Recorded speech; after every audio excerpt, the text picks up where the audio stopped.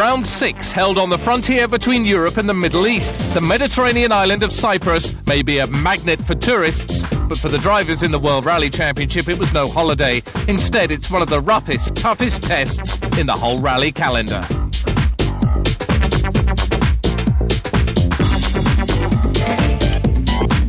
Rally base is Limassol, centre for the network of body-breaking roads run in 60-degree temperatures.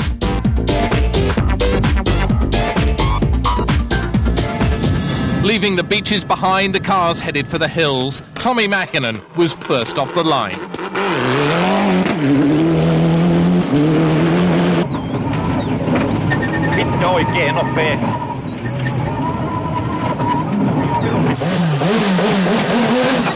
Cyprus is not the place to throw away time. Stalling his Ford Focus costs Carlos Sainz almost 10 seconds.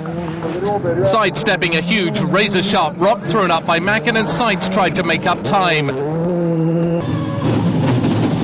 Calm, if not cool, in the Ford Focus, Colin McRae, and calling the notes, Nicky Grist. Richard Burns was the driver. All the other drivers expected to go fast on day one.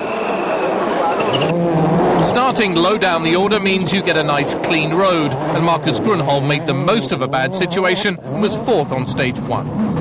Harry Rovanperä was back in his job as part-time Peugeot driver, but 4 kilometres into stage 2, the right front wheel rammed a rock, breaking the suspension.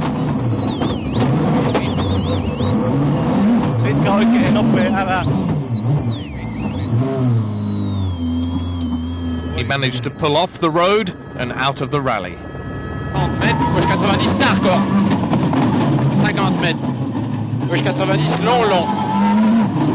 Furious after a brief trip into a field, Delacour put the bit between his teeth. But watch the gear knob.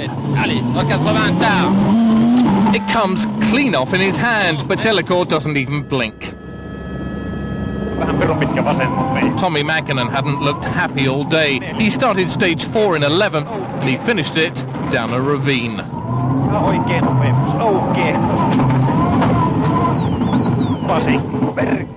Mäkinen and Risto Mäkinen escaped unhurt from the slippery slide out of the rally. Richard Burns was within half a second of leader Marcus Grunholm after stage 5, but on stage 6 he lost 5 seconds when he ran into clouds of dust.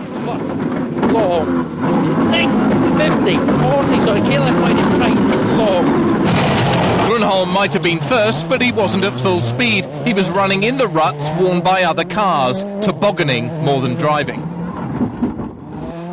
7 kilometres into stage 6, Petter Solberg's Subaru went up in smoke. It caught fire so fast that there was no time to put it out, only warn other drivers.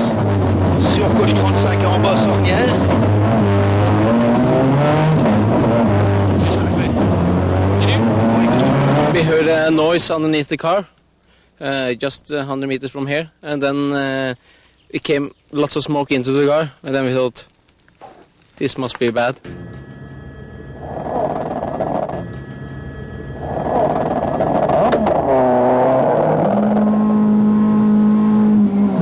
Day 2, and as he feared, running first on the road cost Grunholm almost 2 seconds a kilometre.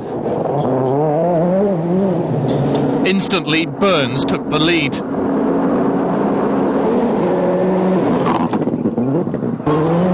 Colin McRae was up to second by the end of stage 8, but his tyres took a beating. But with 4 stages down and 4 to go, he was just 2 seconds behind Burns. Freddie Loik started day 2 looking for his best result in over a year. A spin was bad enough, but he also damaged his front left drive shaft, leaving the Mitsubishi down on power and Loik's out of the points.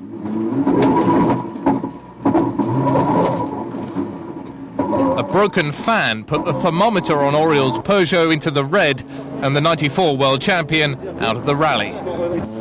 Also out, Delacour, whose engine had blown.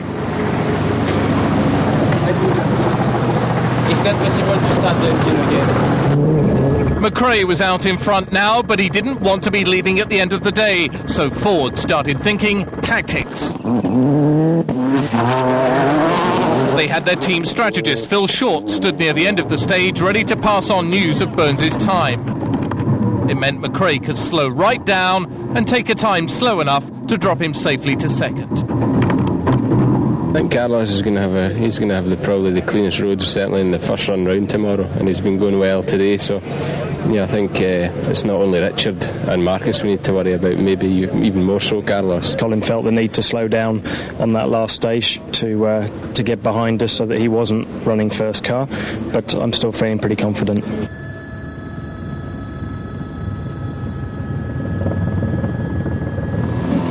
Day 3, and now Burns would find out how much of a handicap it was going to be running first on the road.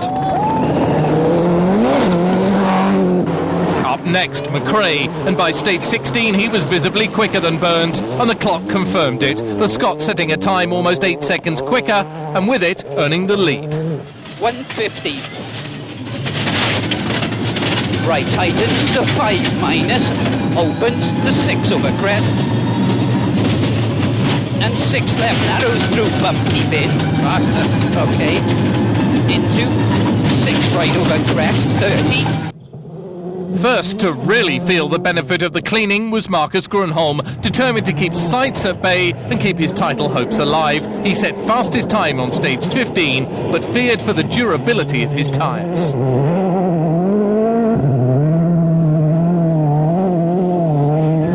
But soon after, he had bigger worries. The world champion's car had again broken. What can we do? 40, medium left, lost. The stages were now clean, but Burns had 2 punctures and was worried about not being able to finish the rally at all. McRae and Grist, though, oozed confidence.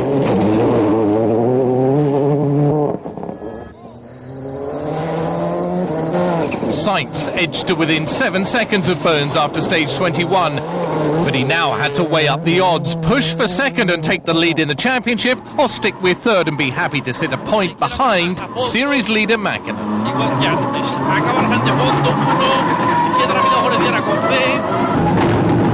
Toshi Arai dug deep and set 4th fastest time on stage 20. He hoped it was enough to keep Freddie Leutz at bay.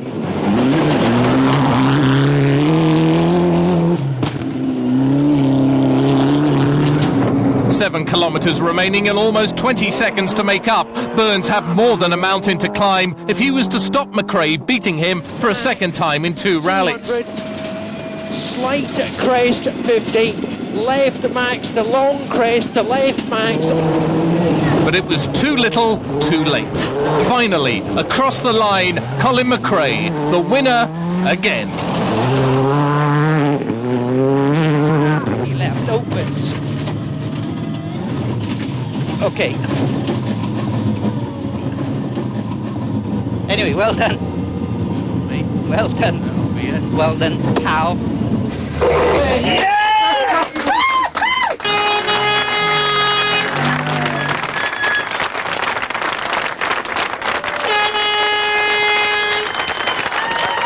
Colin, you've just won the toughest rally of the year so far.